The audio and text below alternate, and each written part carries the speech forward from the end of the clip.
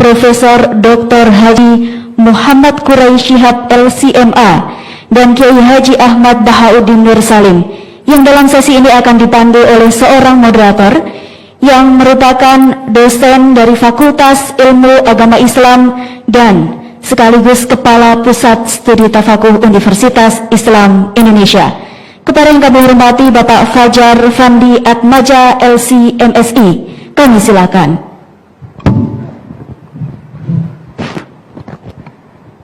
Assalamualaikum warahmatullahi wabarakatuh.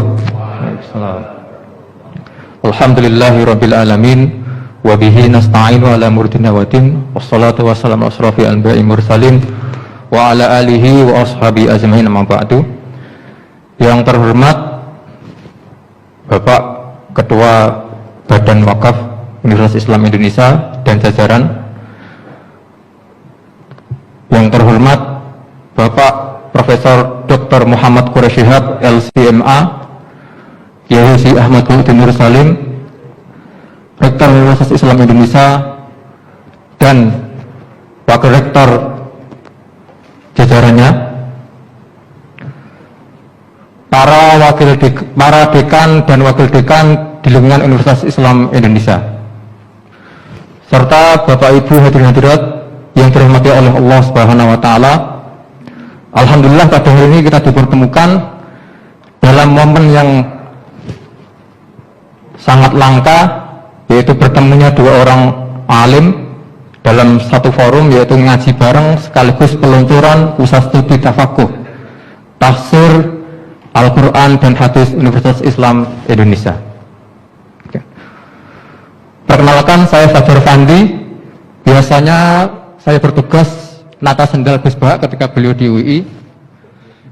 Sekarang saya dijadikan sebagai Kepala Pusat Studi. Saya kira Pak Rektor memilih saya bukan jalur alim tapi jalur khidmah. Selain itu, saya masih ingat ketika pertama kali atau beberapa kali bertemu dengan Gus Bah, pertama kali beliau menyebut saya dan teman-teman dengan wong bingung, gitu kan. Wong bingung itu orang-orang bingung, gitu kan. Kok bisa wong bingung dijadikan sebagai Kepala Pusat Studi? Nah, makanya di sini saya kembalikan kepada ahlinya, yaitu guru saya sekaligus murabbi saya, yaitu Kiai Haji Ahmad Bahauddin Nur Salim. Karena apa? Pusat studi ini sangat berat sekali hisabnya nanti di akhirat, gitu kan. Karena berkaitan dengan teks otoritatif dalam agama Islam, yaitu Al-Quran dan hadis, gitu kan. Kalau bukan orang yang kapabel, bukan orang yang mumpuni bisa mengartikan ayat dan hadis, maka akan bernilai kesesatan. Tadi Gus Bah sempat berbisik kepada saya di mobil, jadi moderator jangan sesat, gitu kan. Makanya saya nanti tidak akan banyak berbicara karena beliau sudah mengultimatum saya untuk tidak sesat, gitu kan. Makanya saya kembalikan kepada beliau, saya hanya bagian nata sendal beliau. Soal nanti otoritatif teks Al-Quran dan hadis akan saya konsultasikan kepada beliau, ya kan. Karena beliau itu saya kira ulama ma'rufun fis sama' wa ma'rufun fil ard, terkenal di langit dan terkenal di bumi. Selain itu, bahwa pertanggungjawaban pusat studi ini tidak hanya dengan rektor tapi dengan malaikat, gitu kan. Dengan rektor oke lah, mungkin saya bisa mengoptimalkan kinerja saya dengan Pak Rektor mungkin. Tapi dengan malaikat saya susah, tanpa ada orang dalam. Siapa lagi kalau bukan Gus Bah? Saya kira malaikat kenal dengan Gus Bah. Aman lah nanti kalau dihisap oleh malaikat, seperti itu. Jadi saya kembalikan lagi kepada guru saya berkaitan dengan kelanjutan pertanggungjawaban pusat studi ini, karena saya tadi tidak bisa menginterpretasi Al-Quran karena saya bukan ahlinya. Saya kembalikan kepada ahlinya, yaitu Bapak Profesor Dr. Muhammad Quraisy Shihab dan Kiai Haji Ahmad Bahauddin Nur Salim sebagai penasihat utama. Oke, pada sesi kali ini akan ada dua pembicara. Yang pertama adalah beliau sendiri, Kiai Haji Ahmad Bahauddin Nur Salim. Kemudian yang kedua dilanjut Profesor Dr. Muhammad Quraisy Shihab. Karena di beberapa kesempatan Gus Bah tidak mau diatur karena ngatur kiai itu dosa. Jadi kan, saya di sini tidak akan ngatur beliau. Walaupun ada tema, silahkan Gus Bah mau ngendikan apapun terserah, tidak akan saya stop, tidak akan mas. Pokoknya beliau terserah. Meskipun panitia mengalokasikan waktu 45 menit, nah itu bisa dilanggar, monggo terserah nanti Gus Bah. Gitu. Oke, berikutnya waktu saya berikan kepada beliau, monggo. Tidak perlu saya bacakan CV-nya karena sudah terkenal di langit dan di bumi. Monggo Gus Bah.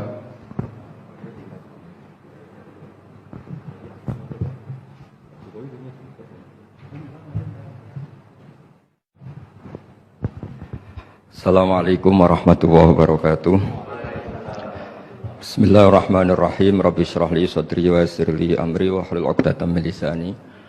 Allahumma shalli wa sallim wa barik ala nabiyir rahmah qaidil ummah Sayyidina Maulana Muhammadin wa ala alihi washabihi ajmain. Nama ba'du. Yang sangat saya hormati Ketua Yayasan Badan Wakaf Pak Suarsono, yang sangat saya hormati Bapak Rektor Pak Fathul Wahid dan semua jajaran baik yang di Badan Wakaf maupun Direktorat, yang sangat saya hormati dan saya takzimkan Profesor Dr. Quraish Shihab, sekaligus juga guru kita semua, juga teman saya diskusi tentang banyak tafsir ketika masih ada Profesor Zaini, yang terhormat Direktur Pusat Studi.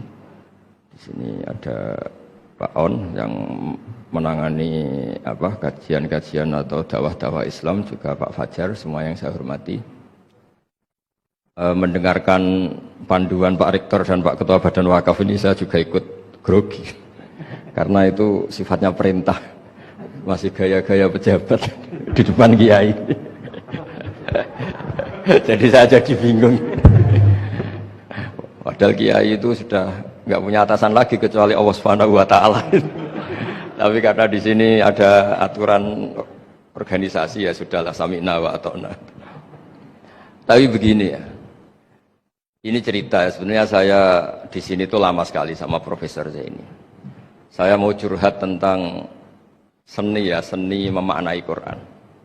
Ada ulama yang cari aman, jadi kalau nafsir Yasin, Alif Lam Mim ya wallahu a'lam. Dan itu bagus karena ya siapa yang nggak tahu kalau wallahu a'lam. Ada yang nekat itu nebak-nebak, A itu apa, Lam itu apa, Mim itu apa. Ini ya tebak-tebakan, bisa dianggap klenik, bisa dianggap dukun. Tapi dari sekian tafsir itu saya cenderung ngikuti teori umum bahwa andaikan Anda orang Indonesia, kalau mau menjelaskan anak-anak, ini saya beri penjelasan A sampai Z, ABCD gitu. Jadi memaklumatkan bahwa kita akan mengkaji itu secara tuntas. Mungkin dalam kultur kita wis tak terangno A sampai Z, wis tak delok mulai rambut sampai sikil, sudah saya lihat mulai rambut sampai kaki. Nah, jadi itu ibaratun anil idhah bikullil wuduh. Jadi itu dianggap penjelasan yang begitu detail. Sehingga Alif Lam Mim itu ya dianggap kayak pokoknya Quran ini menjelaskan ABCD. Itu mukhatabnya itu pasti paham maksudnya demikian. Terus kedua menyangkut apakah yang dihentikan Allah, yang difirmankan Allah itu mewakili atau kuliah. Kuliah itu mewakili totalitas. Misalnya begini, kalau kita nikah sama perempuan, misalnya namanya Sri gitu, bisa saja punya adik namanya Dwi atau punya mbak namanya Dwi. Itu lama-lama kadang misalnya kita nyesal sebagai manusia, kok cantik adiknya itu atau cantik mbaknya itu. Kemudian Islam melarang wa antasma'u binal ukhtaini, kamu tidak boleh menikahi dua bersaudara secara langsung.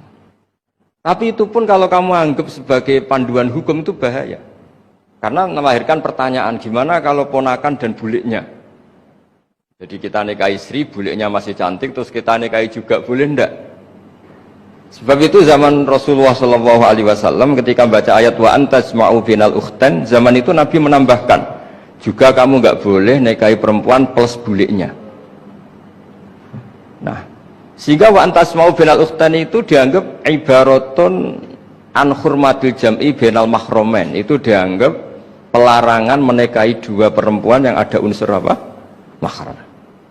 Lalu pertanyaannya, kenapa Allah hanya menyebut dua saudara? Karena yang potensi masih sama-sama cantik ini dua saudara. Jadi Allah tidak perlu melarang wa antasma'u binal mar'ati wa jaddatiha. Karena kalau itu kan orang-orang agak-agak waras kan kira-kira gitu, masa tertarik cucunya karena umur 17 juga tertarik mbahnya yang 80 tahun, kira-kira tidak usah dilarang juga nggak kepikiran kan gitu. Tapi kalau saudara kan kepikiran. Makanya banyak kalau mbaknya mati, wong Jawa itu ngeduni, mbaknya meninggal terus nikah adiknya, kadang adiknya meninggal juga nikah adiknya lagi. Itu kalau orang tuanya masih nekat bisa habis anaknya. Saya pernah punya teman tuh mbaknya dinikahi mati, nikahi lagi adiknya mati. Lu adik ketiga mau dinikahkan lagi. Saya tantang itu, habis anak kamu kalau gitu. Nah, Sehingga kita yang nekuni fikih itu tahu wa antasma'u binal ukhtan itu bukan harus ukhtan. Nah, makanya terus ulama mengingatkan bahayanya berpegangan Quran nggak didampingi ulama, karena nanti akan bilang yang diharamkan Quran itu al-jam'u binal ukhtan, hanya mengumpulkan dua saudara, berarti sama boleh sama mbah boleh, itu bahaya sekali. Karena memang zaman itu Nabi hanya menambahkan wala binal mar'ati wa ammatiha wala binal mar'ati wa kholatiha, juga nggak boleh menikahi perempuan plus bule baik dari bapak maupun bule dari apa? Ibu. Nabi zaman itu tidak menambahkan wala binal mar'ati wa jaddatiha, karena dikira itu normalnya orang pasti tidak kepikiran nikah perempuan plus mbahnya, karena umurnya pasti terpaut jauh. Kemudian ada lagi misteri tafsir yang pasti ulama itu beda. Misalnya begini, dalam cerita-cerita karomatul aulia, dan kita yang nekuni ilmu itu kita percaya lah. Soal yang nggak percaya ya monggo, ini karena tidak tek Quran dan hadis.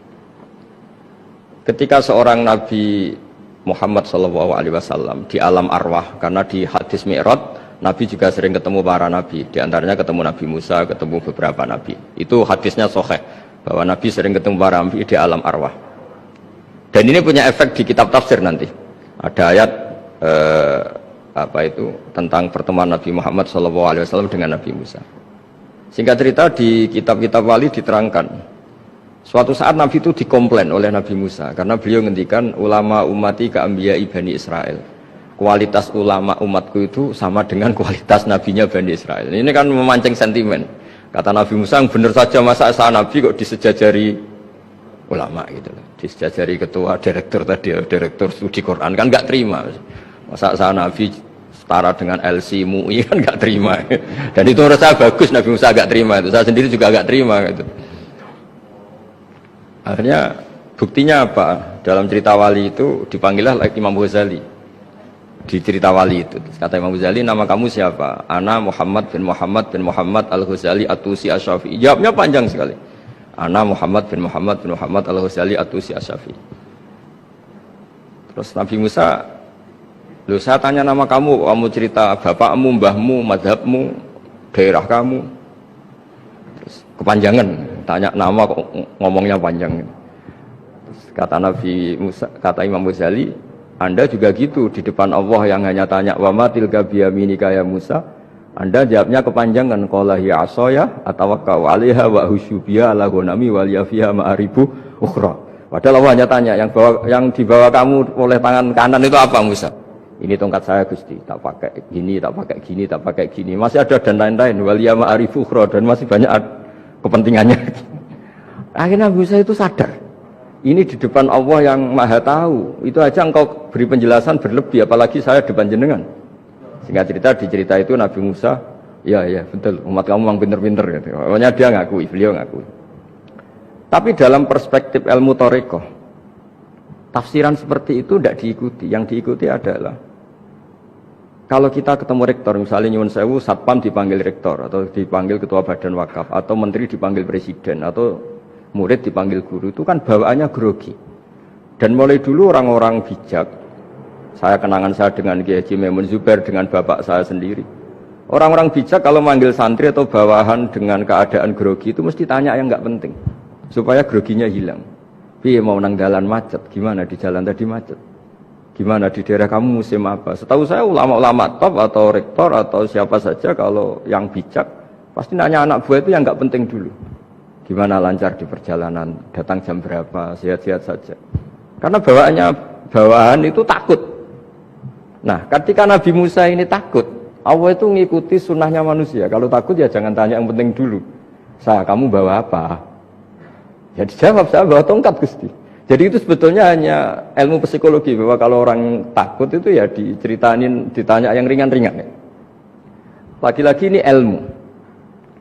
Jadi analisis tafsir itu tidak ada selesainya dan semuanya butuh perangkat. Di antaranya perangkat itu adalah fitrah salimah. Makanya dikatakan Pak Rektor tadi benar bahwa orang bisa memahami Quran, kekuatan angin dengan cerita angin seperti ini.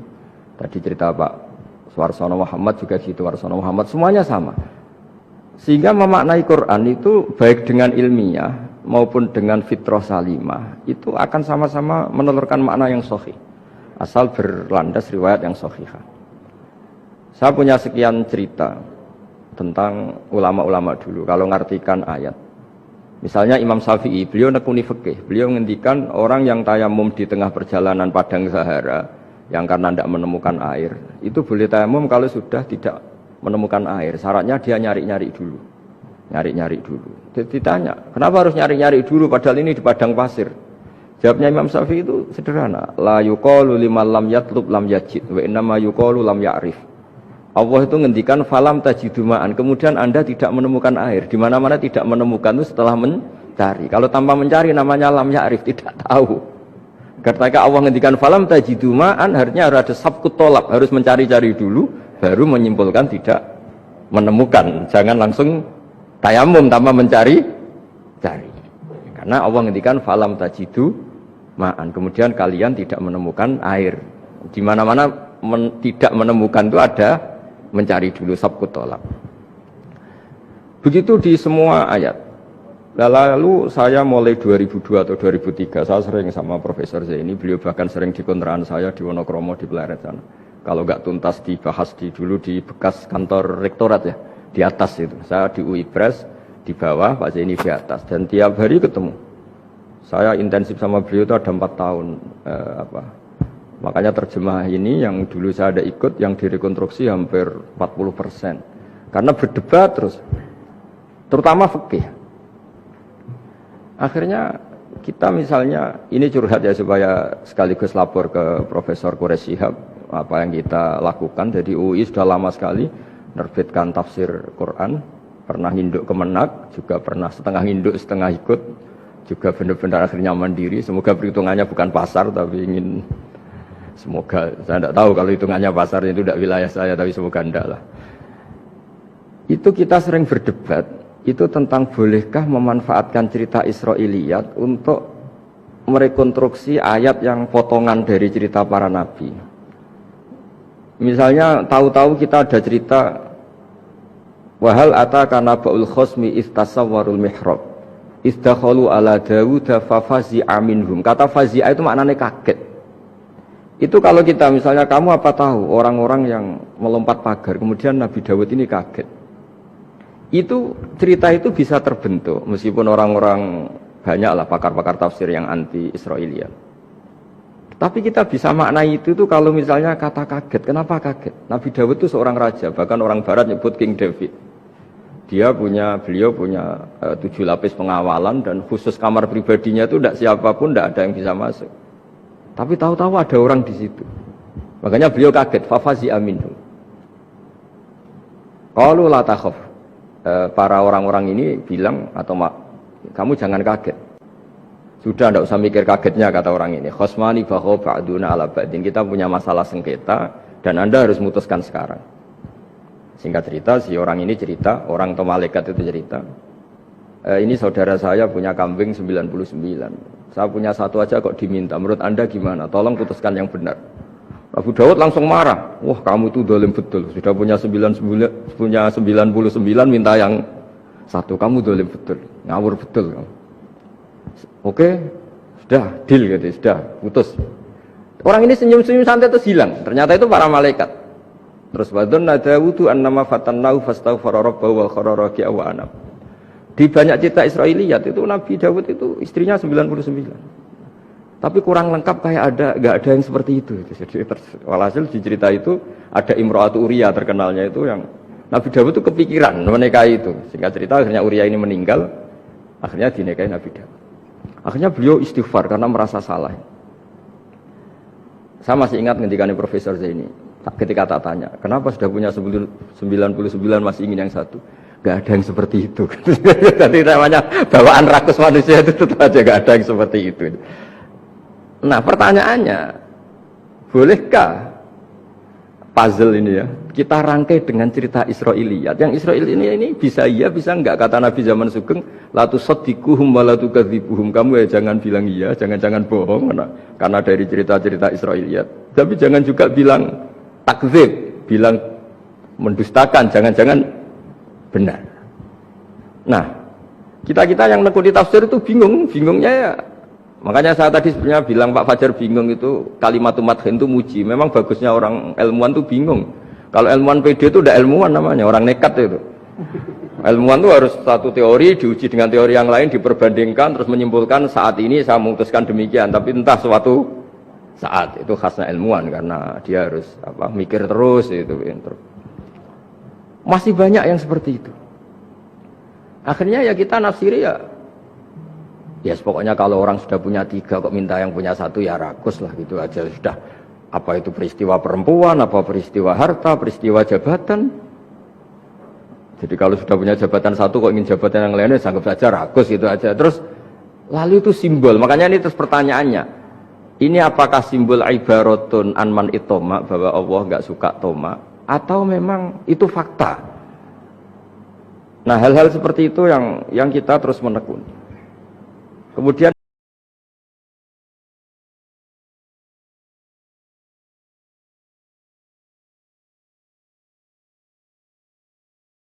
orang yang insya Allah disayang Nabi Adam, saya termasuk cucu yang baik. Di mana-mana saya cerita, Nabi Adam itu keren meskipun diusir dari surga. Karena Nabi Adam itu diusir dari surga itu bukan karena dia kepencut sajaratul khuldi. Itu enggak. Jadi ceritanya gini, kata Allah, Adam kamu boleh makan apa saja kecuali 1 pohon ini. Kamu jangan makan buahnya. Nabi Adam nurut. Nah, terus banyak kiai yang cerita gara-gara dirayu istrinya, terus akhirnya cerita jenenge wong lanang mau kampesane wong wedok. Kata istrinya, Tuhan yang bener aja, masa semuanya boleh kok 1 aja gak boleh. Cara lomo gak menisan gitu, cara Jawa itu ya kalau sudah semuanya boleh, yang lebih mewah pun boleh kok ini 1 gak boleh ini. Paling itu iseng maksudnya, sudahlah dicoba aja. Nah karena Nabi Adam itu merasa nggak nyaman, ada yang diredaksikan fa'akala itu makan. Tapi kalau makan tidak juga karena nggak nekat, karena beliau merasa tidak nyaman. Makanya sebagian diredaksikan dzaqo itu ngicipi saja karena nggak nyaman. Sehingga lafadz akala dimaknani dzaqo juga dimaknani akala dalam konteks ini. Nah, tapi di tafsir Ibnu Katsir diterangkan kata kuncinya itu bukan di akala atau dzaqo, tapi waqa sama huma inni lakuma laminan nasihin. Jadi Nabi Adam itu ketemu iblis, setan. Terus iblis ini bilang, wallahi demi Allah, larangan itu sudah dicabut dan sekarang Anda boleh makan itu.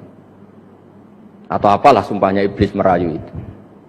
Ketika Allah tanya, ya Adam kenapa kamu makan sajaratul khuldi padahal sudah saya larang.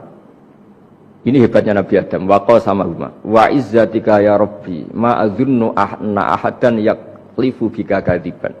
Wa izzatika ya Rabbi ma adzunnu anna ahadan yahlifu bika kadiban. Misalnya kita punya teman yang biasa bohong dengan kita. Oke, biasa bohong kita tidak percaya. Tapi kalau teman itu bilang gini, kamu dipanggil rektor. Misalnya saya santri kamu dipanggil Mbah Maimun. Bawaannya orang takut karena bawahan tadi. Itu pasti tidak ngecek lagi meskipun yang cerita ini orang bohong, biasa bohong. Tapi ini dipanggil rektor, dipanggil ketua badan wakaf, ketua yayasan badan wakaf. Kan pikirannya tuh waduh. Mendingan coba-coba lah daripada bawaannya itu mesti tidak mikir langsung. Nah, ketika nama engkau disebut ya Allah, ketika nama engkau disebut, wallahi saya ini benar kata iblis. Saya tidak kepikiran wa izzatika ma adzunnu anna ahadan yahlifu bika kadziban. Saya tidak pernah mengira ada seseorang atau makhluk siapapun yang ketika menyebut engkau kemudian dia bohong. Mencatut nama presiden itu buat orang fasik kan ya takut, nyatut nama rektor buat orang nakal pun takut. Apalagi ini nyatut nama Allah, ini Allah sudah bilang kamu boleh makan ini. Barokahnya jawaban itu sumastabahu rabbuhu fataba ali wahada. Nabi Adam saat itu juga jadi al-mujtaba, dia orang pilihan. Ini saya termasuk cucu yang baik karena meneruskan cerita sampai sempurna ini. Jadi mohon para kiai, para balik yang cerita Nabi Adam dosa itu mohon tobatlah, kasihan tuh mbah kita, anu diceritakan dosa nih, dosa kalah beong wedok semacam-macam lah itu kasihan. Bacanya harus urut. Wa asa adamu rabbahu faghwa tapi tsumma jtabahu rabbuhu fataba alaihi wahda. Jadi lengkap lah, jangan cerita dosanya tok terus disimpulkan, mbah kita aja dosa apalagi kita sudah salah ngambil dalil. Dipakai justifikasi gitu. Nah, hal-hal seperti ini tuh kita sering debat sama Pak Zaini ya, debat-debat ilmiah karena kita yang ada ayat potongan-potongan tadi itu tidak bisa merangkai kalau tanpa memanfaatkan dengan tanda petik itu dengan tanda kutip itu memanfaatkan kisah-kisah Israiliyat. Karena bawaannya ini panjang. Saya beri contoh lagi. Qala bal sawatat lakum anfusukum. Misalnya siapa bawaannya Nabi Ayub, Nabi Yusuf, Nabi Yakub. Nabi Yakub itu dirayu oleh anak-anaknya. Sudahlah Yusuf itu kita ajak main. Singkat cerita walhasil karena mereka punya niat buruk, Nabi Yusuf itu dibuang di di sumur. Kemudian mereka datang waja'u abahum isya ayyabkun. Qalu ya abana inna dhahabna nastabiqu wa tarakna Yusufa inda mata'ina fa akalahu dhi'ab. Ya kita ini main, Bah. Tapi ketika di hutan, kemudian Yusuf dimakan serigala. Dan mereka pura-pura nangis. Waja'u abahum isya ayyabkun. Dia datang pura-pura nangis. Dan terus abahnya bilang, wah ini rekayasa kamu. Qala bal sawalat lakum anfusukum amro. Pasti ini rekayasa kamu. Nah, kata rekayasa di sini itu kita mikir loh, kok ujuk-ujuk Nabi Yakub bilang rekayasa itu gimana? Tapi barokahnya konstruksi cerita-cerita tadi kita tahu. Yaitu tadi gak ada kejahatan yang sempurna. Terus mereka kan latohu saubahu bidamin. Mereka itu melumuri bajunya Nabi Yusuf dengan darah, seakan-akan Nabi Yusuf itu dimakan serigala. Tapi dia lupa menyobek-nyobek baju tadi, makanya Nabi Yakub bilang, sopan nih serigala itu. Ketika mau makan baju anak saya disuruh nyopot dulu gitu. Jadi peradabannya gitu. Nah, di sini kata sawalat itu ada konstruksi yang kita mau tidak mau pakai cerita tadi karena wong dimakan serigala kok bajunya utuh. Beretikanya serigala itu. Mungkin kuliah di UI. Jadi, nah kita ini nekuni itu. Jadi apa ya? Nah terus. Nah kita akan cari aman, artinya cari aman itu kalau tafsir atau terjemah berdasar Israiliyat kita nanti dimarin orang banyak. Tapi tidak juga kita kadang-kadang mau tidak mau karena ada kata yang tersembunyi. Yang mau tidak mau utuhnya itu kalau memanfaatkan Israiliyat tadi. Nah, makanya Nabi ketika ditanya ya Rasulullah bagaimana dengan cerita dari Bani Israel itu. Ya Nabi ngendikan la tusaddiquhum wa la tukadzibuhum. Ya kamu jangan bilang iya, ya jangan bilang tidak. Tapi setelah kita nekuni tafsir, ya nekuni apa itu mau tidak mau. Terus yang terakhir sebagai matur kita ke Profesor Dr. Quraish Shihab, masalah fikih terutama yang mendesak. Quran itu kalau cerita fikih itu kan belum dibabkan dulu ya. Misalnya at-thalaqu marratan, cerai itu ya hanya 2. Cerai hanya 2 ini kan kita jadi bingung karena taunya kita cerai itu sampai 3. Akhirnya mau tidak mau kita membuat taksisul fikih, dasaran fikih. At-thalaqu marratan ayat tolak sing yasihur rujuk, tolak yang boleh rujuk. Itu 2. Namanya roj'i. Kalau tolak ini roj'i wa bu'ulatuhunna ahaqqu biratihinna, di masa iddah suami tadi maling berhak rujuk. Artinya orang lain enggak berhak karena ini masih fi hukmi zaujiyah, dia masih dihukumi seorang istri. Nah, baru fa in talaquha fala tahillu lahu min ba'du hatta tankiha zaujan ghairah. Ini yang terus kemudian orang fikih menyebut tolak bain yang kalau itu terjadi si istri ini tidak halal bagi mantan zaujnya kecuali sudah dirasakan orang lain. Jadi terus kita ini mikir hatta tankiha zaujan ghairah itu ukurannya nikah itu apa? Mayoritas ulama bilang ukurannya nikah bukan sekedar akad, tapi sudah dirasakan orang lain, sudah ada hubungan intim. Memang harus bahasa vulgar ya, karena ini fikih. Ben kapok cara Jawa, oleh nalak tenanan, jebule ape balik bojone dirasakno wong liya. Kadang mukhalil ini kebablasan nggak mau ngelepas. Padahal dia kadang mukhalil order, tapi kalau cantik terus menarik kan dia nggak mau ngelepas. Nah pertanyaannya itu kan, tapi ada madhab yang meskipun syad yaitu yang mengatakan ya hanya akad sudah sah, tapi itu di coro bahasa sekarang dibully banyak ulama, disalahkan. Wong tujuannya itu bikin jerah, kok hanya akad kan tidak jerah. Jadi mukhalilnya hanya akad, setelah akad nanti menceraikan itu sudah cukup. Itu disalahkan banyak ulama karena ketika peristiwa itu terjadi pada istrinya Rifa al-Qurazi, jadi di hadis itu ya vulgar. Ya Rasulullah, saya ini istrinya Rifa al-Qurazi. Kemudian dia mencerai saya, fabat tatolaki, tolaknya sampai habis. Kemudian saya nikah sama Abdurrahman bin Zabir. Di hadis ini bukan bacanya bukan Zubair tapi Zabir. Abdurrahman bin Zabir. Tapi orang Arab itu ya agak-agak vulgar. Wa inna ma ma'ahu mislahud batis saw. Tapi alat kelaminnya tuh kiwir-kiwir. Nabi saya tidak mau. Terus Nabi tertawa-tawa di hadis itu ya. Kalau sama tertawa ini sudah sunnah Rasul. Karena pasti hadis itu fatabas sama dohikan. Nabi itu tertawa sampai cara Jawa guyu ngakak. Fatabas sama dohikan, bukan fatabas sama mutabas. Tapi di semua teks hadis fatabas sama dohikan. Nabi tertawa-tawa. Kamu ingin ya sama suami kamu yang pertama.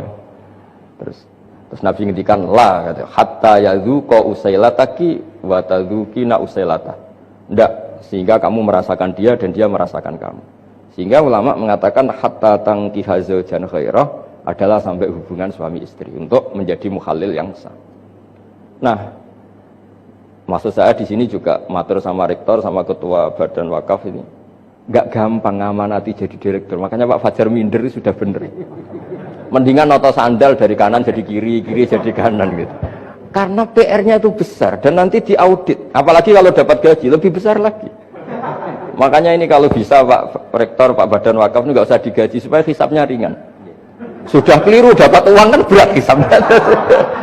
Loh saya dulu tanya Profesor Zeni, bertahun-tahun saya kerja di itu nggak kepikiran gaji, sampai sekarang nggak kepikiran. Pak Zeni tahu kalau saya ikhlas. Saya bilang, kok ada orang ikhlas gak Pak? Saya ini anak kiai, cucu kiai, ajaran paling pokok ya ikhlas. Sebetulnya bukan ikhlas-ikhlas banget, karena kalau digaji kok salah itu hisapnya berat. Ya salah dapat gaji. Jadi mohon ini dipakai percontohan pertama. Ya ini kan kita saudara semua, relax saja lah. Dipakai percontohan apa? Pertama ada direktur studi, apa Pak On tambah apa? Tambah gaji ya? Tambah fulus sih kata ketua DPPAI ini ya. Jadi ini semua matur kita ke Profesor Quraisy Shihab supaya beliau nanti bisa ngendikan. Saya termasuk orang yang sangat menghormati beliau dan insya Allah nanti saat tanggal 6 April atau apa juga mau sowan beliau. Dan beliau juga sering curhat, saya juga sering baca tafsir Al-Misbah beliau di Muqaddimah dan rata-rata ya curhat. Mau tahlili efeknya gini, mau maudhu'i, tapi karena memang kita ngadepin teks yang umurnya sudah hampir berapa? 1000 berapa Pak Tamjiz? 1400 berapa?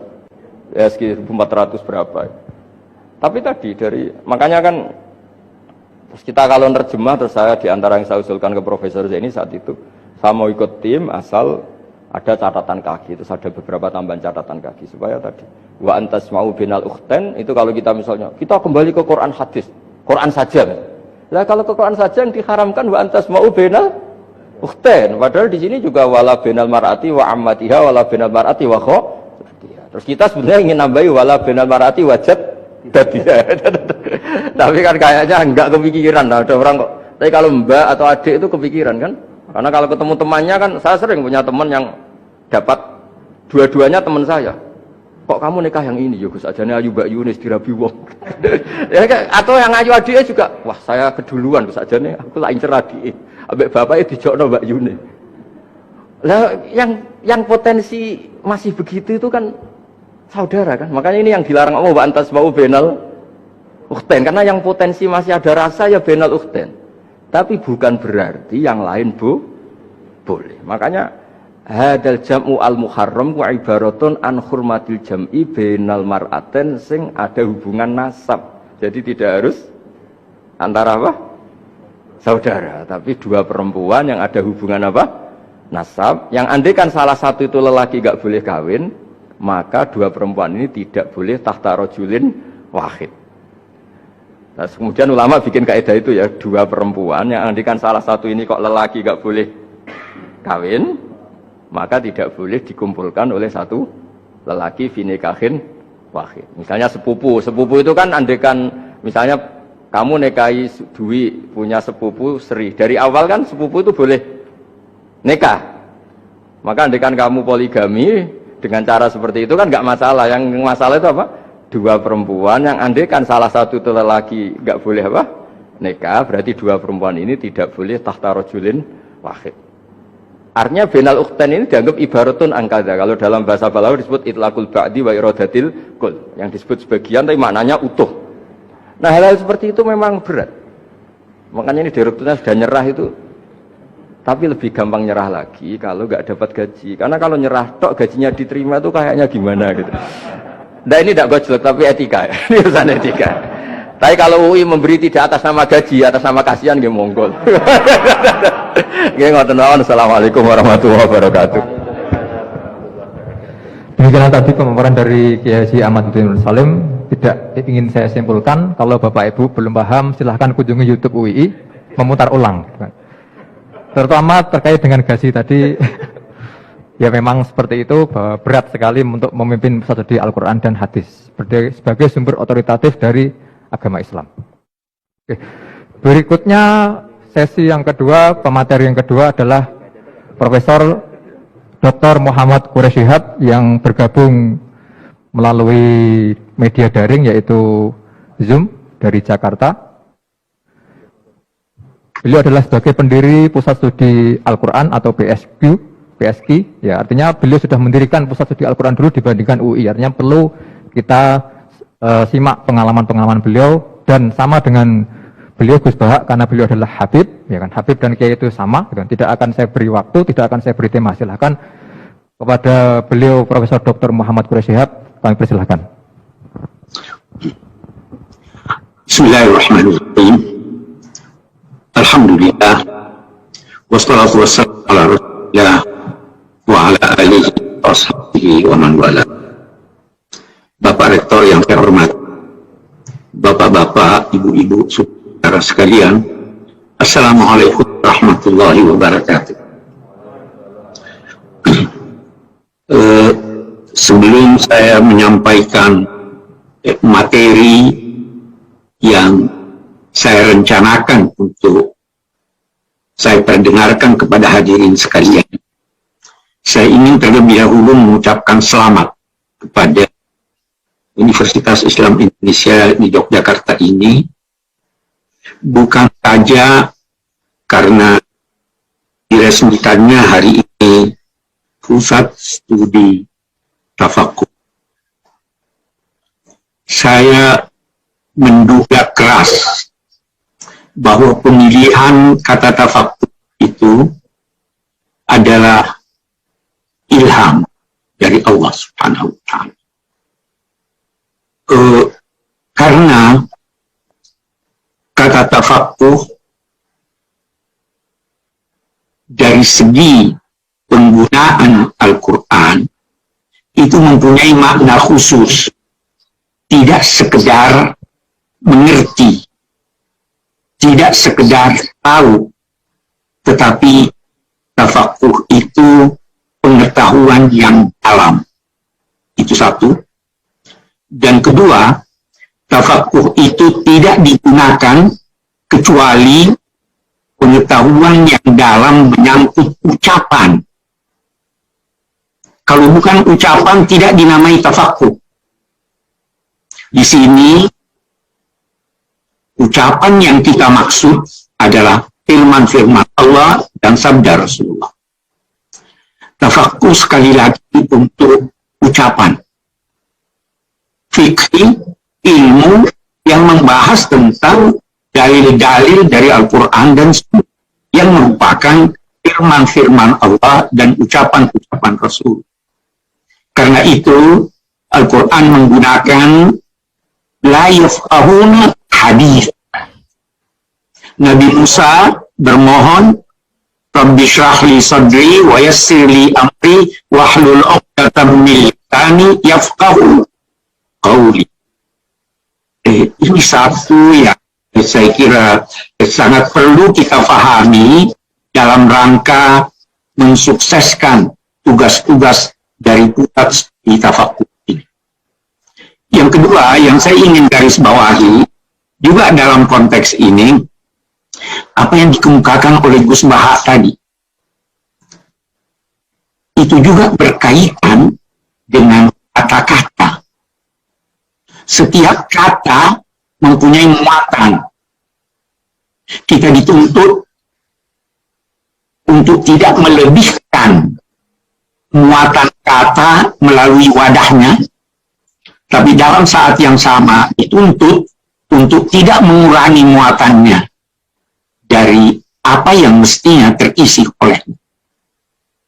Karena itu, ada kata-kata yang tidak ada muatannya, maka itulah yang kita namai omong kosong.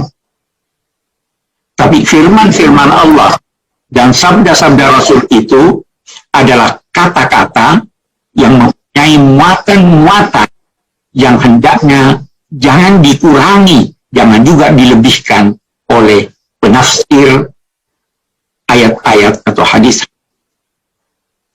Tadi saya sangat tertarik mendengar itu sekian banyak apa yang dikemukakan oleh Gus Baha. Karena itu seringkali terjemahan dalam bahasa Indonesia tidak menggambarkan muatan yang ada di dalam Al-Quran. Ambillah sebagai contoh tadi ada kata faza. Biasa juga diterjemahkan takut. Padahal Al-Quran menggunakan kata khafa, tabi'a, khasyia, rahba, ro'ob. Semuanya ada makna dan muatannya yang berbeda antara satu dengan yang lain. Itu juga sebabnya saya tidak pernah setuju untuk menggambarkan ajaran Islam itu dengan hablum minallah dan hablum minan nas. Bukan saja karena ajaran Islam bukan hanya kedua bidang itu, yakni hubungan dengan Allah dan hubungan dengan sama manusia, tapi ada hubungan dengan diri sendiri, ada hubungan dengan data, ada hubungan dengan Tuhan, dan apalagi kalau kita jauh kata habl itu sebenarnya tali walau lemah, dan dia mengikat satu.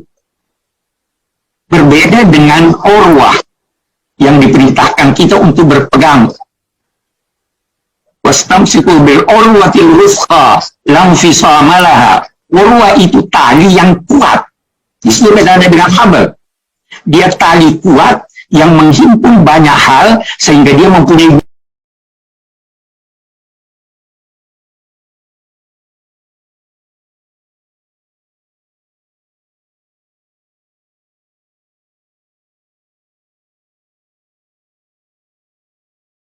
buhul.